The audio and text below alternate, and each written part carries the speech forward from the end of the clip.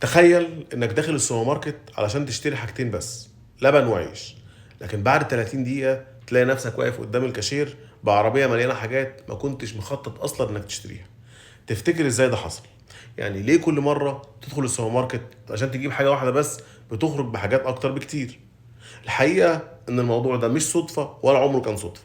السوبر ماركت صمم كل حاجة حواليك علشان يسيطر على قراراتك بدون ما تحس.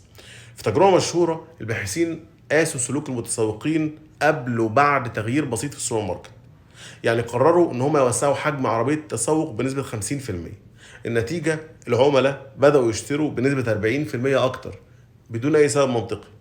ببساطة العربية الكبيرة دي بتخدع عقلك وتخليك تحس انك لسه ما اشتريتش كفاية، فتكمل تشتري لحد ما تملاها اكتر. الخدع اللي بيستخدمها السوبر ماركت علشان يزود مشترياتك مش بس في حجم العربة، لكن في كل تفصيلة حواليك. يعني مثلا الموسيقى البطيئة، عارف ليه دايما بتلاقي موسيقى هادية في الخلفية؟ الدراسات أثبتت إن الموسيقى الهادية بتخلي الناس تتحرك أبطأ، وبالتالي لما يتحركوا أبطأ هيقضوا وقت أطول في السوبر ماركت، وكل ما قعدت وقت أطول كل ما صرفت فلوس أكتر. ايه تاني؟ المنتجات الاساسيه مثلا بتلاقيها في الاخر. كلنا لاحظنا ان اللبن، البيض، الخبز دايما في اخر السوبر ماركت. ليه؟ علشان يجبرك تمشي في كل الممرات وتعدي على اكبر عدد ممكن من المنتجات قبل ما توصل للحاجه اللي انت جاي اصلا تشتريها. كل خطوه بتاخدها هناك محسوبه علشان تزود احتماليه انك تشتري حاجات انت ما كنتش ناوي تشتريها.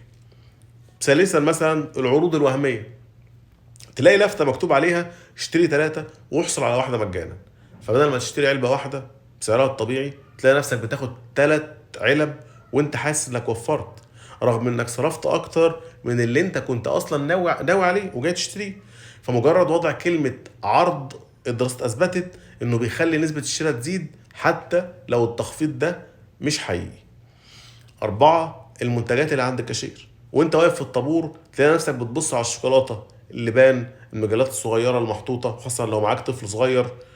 فالحاجات دي متصممة علشان تكون مشتريات عاطفية، حاجات انت ما كنتش ناوي تشتريها لكن بتقع في الفخ بسبب مكانها الاستراتيجي في الطابور قدام الكاشير. طيب ازاي انا اقدر اتجنب الخدع التسويقيه دي؟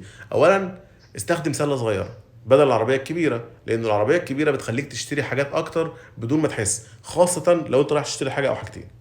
2، اكتب قائمه بمشترياتك والتزم بيها الى حد كبير، وما تدخلش في الممرات اللي مش محتاج منها حاجه اصلا.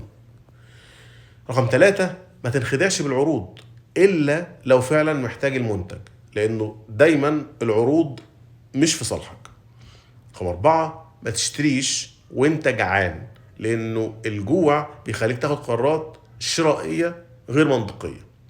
السوبر ماركت مش مكان، او مش بس مكان مصمم على انك تشتري، دي تجربة مصممة بالكامل علشان تخليك تستهلك اكتر وتشتري اكتر. لكن لما تبقى واعي بالخدع دي تقدر تاخد قرارات اذكى وتشتري اللي انت فعلا محتاجه. سلام.